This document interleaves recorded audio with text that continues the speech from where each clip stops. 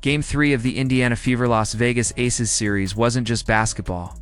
It was chaos disguised as competition. A night where whistles mattered more than talent, and where the scoreboard told a story that the game itself never earned. What should have been a showcase of grit, strategy, and playoff fire turned instead into what many fans are still calling outright robbery. The Fever fought, they clawed, they built a lead. And then, as if on cue, the tide shifted, not because of adjustments or skill, but because of a string of calls so questionable, they left Gainbridge Fieldhouse in stunned silence. From the opening minutes, the tone was clear. Indiana's defense stood tall, bodies bumping, rotations crisp, but the moment contact came, the whistle followed. Yet on the other end, the Aces' physicality seemed invisible to officials, swallowed into the void. A'ja Wilson extended her screens illegally, elbows flared, shoulders lowered into defenders. And somehow, the calls piled up against Indiana instead. Aaliyah Boston fought for position, only to be whistled for phantom fouls. While Michaela Timpson was hacked on drives that never drew a whistle, it wasn't an oversight. It felt systematic, a lopsided narrative written by referees who inserted themselves into the story. And yet, what makes the night sting isn't just the officiating, but what it overshadowed. Because while the whistles stole momentum, Lexie Hull nearly stole the entire game back. Hull, who entered the night as questionable with a painful back injury, wasn't expected to carry the weight of a playoff battle. But once she stepped on the court, she made it her mission to rewrite expectations. 16 points, 10 rebounds, 4 assists, 2 blocks, a steal. She filled the stat sheet with the kind of relentless effort that can define a playoff career. Every time the Aces pulled close, she hit a 3. Every time a rebound slipped free, she hurled her body into the fray. Every loose ball, every scrap, she turned into opportunity. Hull wasn't supposed to be the headline, but by the end of the night, fans knew she was the heartbeat of Indiana's fight. Still, instead of celebrating her breakout, the spotlight was yanked away, redirected toward officiating blunders that decided the game in the Aces' favor. Fans watched as Stephanie White begged to challenge a foul call on Jackie Young, only to be ignored by referees. Seconds later, Chelsea Gray buried a dagger 3, a 5-point swing born not from basketball, but from an official's refusal. Clips of that sequence went viral, dissected frame by frame online. The outrage wasn't just local, it was national. Social media lit up with side-by-side comparisons. Plays where Boston was mauled with no whistle, followed immediately by touch fouls called against her for far less. Screens that resembled offensive tackles from a football field, unpunished when set by Vegas, whistled instantly against Indiana. And the free throw disparity told the story in numbers. The Aces living at the line, the Fever gasping for rhythm every time the game was stopped. What should have been a showcase of competition became a clinic in frustration.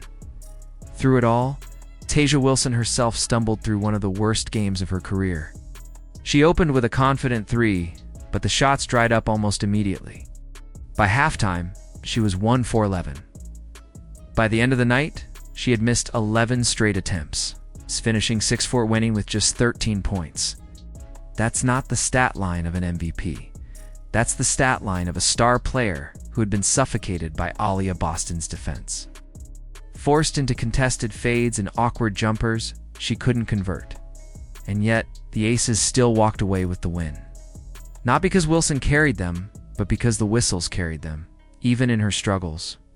Wilson threw elbows, extended arms, and undercut box-outs that rarely drew the penalties they deserved.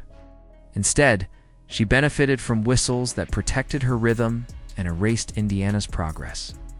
Becky Hammon even had the audacity afterward to complain about Wilson's lack of free throws, conveniently ignoring the fact that her team had been gifted a parade to the line across the entire series.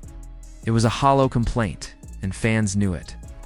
Because when you've lived off whistles for 3 straight games, crying foul rings as empty as the excuses themselves, what gets lost in this noise is the defense that Boston delivered.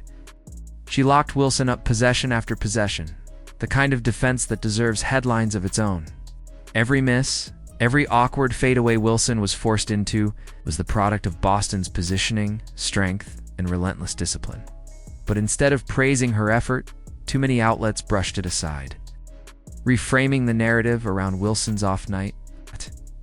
It wasn't an off night. It was domination by a young star who refused to give an inch to the face of the league.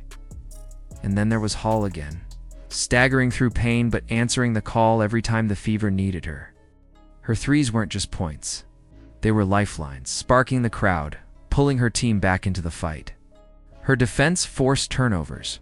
Her rebounding kept possessions alive, and her grit told the story of Indiana's resilience. Fans inside Gainbridge didn't just cheer her shots, they rallied behind her toughness. Her refusal to quit even when the odds stacked higher with every whistle. She became a symbol of what this Fever team is: underestimated. Beaten down but never beaten.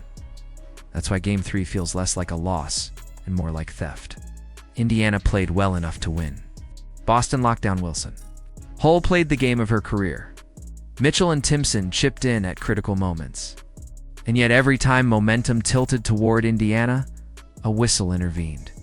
One ignored challenge, one phantom foul, one illegal screen overlooked. Suddenly the Aces were back in control.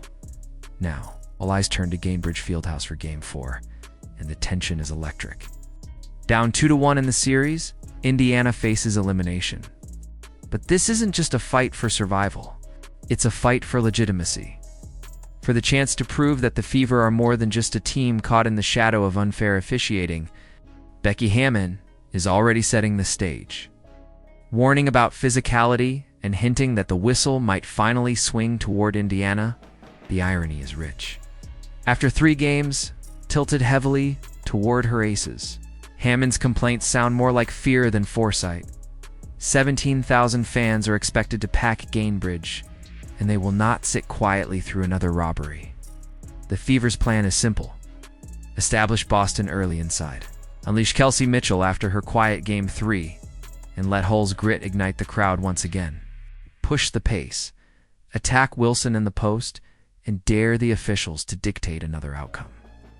Because this time, the crowd will not stand for it. This time, every whistle will be met with thunder from the stands. The Fever didn't lose Game 3. They had it taken from them. But Game 4 offers redemption. If Hull fights through the pain again, if Boston continues her dominance, Mitchell delivers the scoring punch she's known for, then Indiana has every chance to force a deciding Game 5. The whistles may come. The Aces may protest. But the Fever are prepared to fight not just their opponent, but the narrative itself. And maybe that's the real story here. Indiana isn't just battling Las Vegas. They're battling perception, corruption, and the weight of a league that seems desperate to protect its champions. But with grit, heart, and a home crowd ready to erupt, the Fever have one last chance to flip the script. So what do you think? Was Game 3 stolen from Indiana? Can the Fever rise in Game 4 and force a winner-take-all finish? Drop your thoughts in the comments below, and if you believe in this team, type it loud. Let's go Fever. Don't forget to like, subscribe, and hit the notification bell so you never miss the moments that matter most. This story isn't finished, and you won't want to miss what comes next.